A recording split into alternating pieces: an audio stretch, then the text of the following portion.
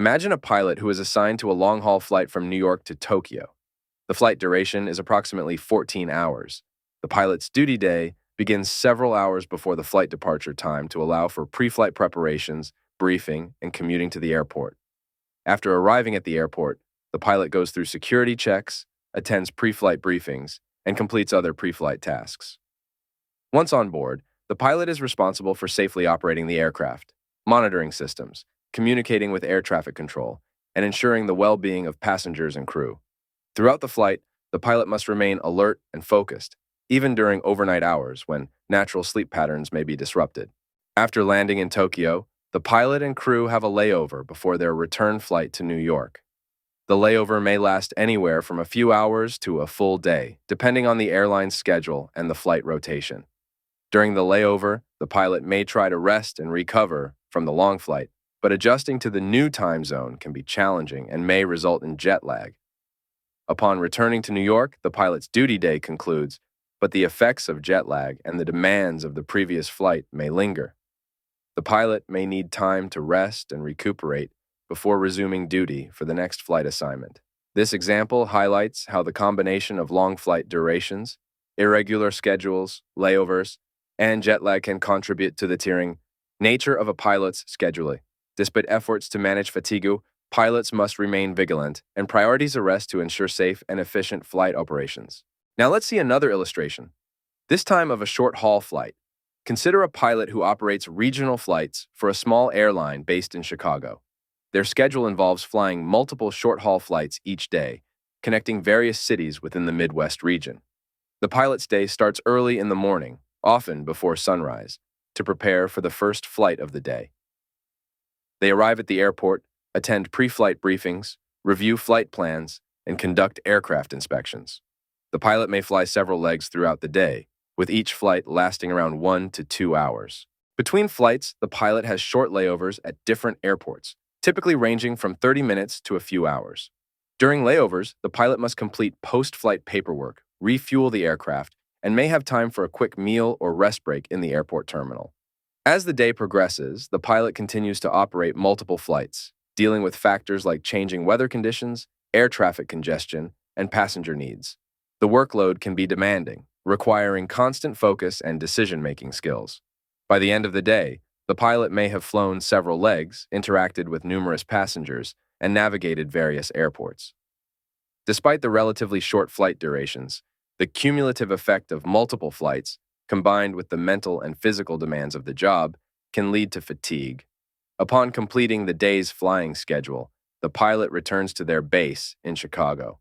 While their duty day may officially end, the pilot must still ensure adequate rest and recovery before the next day's assignments. This may involve adhering to regulated rest periods, managing sleep schedules, and practicing self-care to maintain optimal performance and safety. Both of these instances highlight the fact that whether it's a short-haul or long-haul flight, pilots often contend with significant fatigue, primarily due to their demanding schedules. According to an experienced pilot, Captain Stephen Dodge, fatigue has consistently been a significant issue for both military and civilian aircrews. In this context, we may highlight that studies have indicated fatigue has played a role in accidents. Marcus and Rosekind, 2015, observed that in a significant portion of major NTSB investigations into aviation incidents from 2001 to 2012, fatigue was cited as a contributing factor in 23% of cases.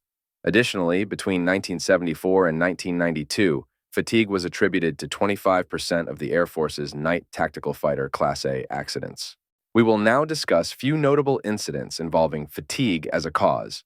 One such dark chapter unfolded on the night of August 6, 1997, when Korea Air Flight 801 descended into the dense jungles of Guam, claiming the lives of 228 souls. As investigators sifted through the wreckage, a chilling revelation emerged. Fatigue had infiltrated the cockpit, clouding judgment and impairing performance. The crew, battling the weight of exhaustion from extended duty hours and the challenge of navigating unfamiliar skies, succumbed to fatal errors, leaving behind a trail of devastation.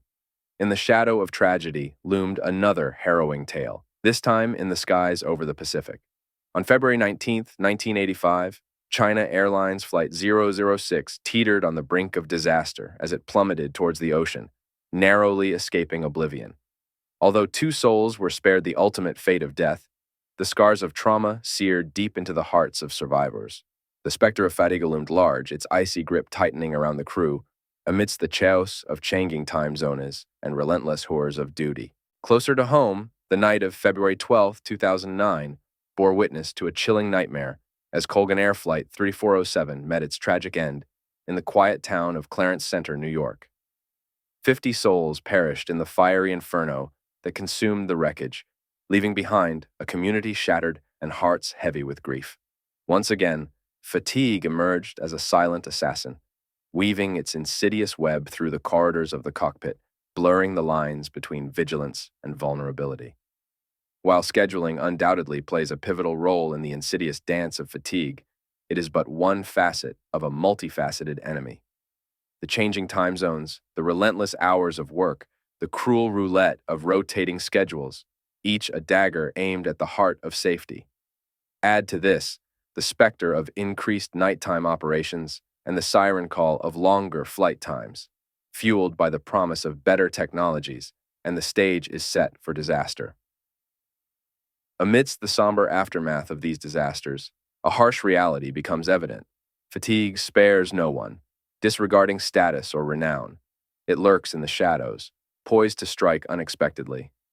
Only by maintaining constant vigilance, enforcing strict safety measures, and prioritizing the well-being of crew members can we resist its lethal grip and preserve the skies as a sanctuary for all aviators. So, what steps can be taken? We'll address potential solutions in upcoming videos. In the meantime, feel free to share your suggestions in the comments. We assure you that we'll incorporate them into our next video.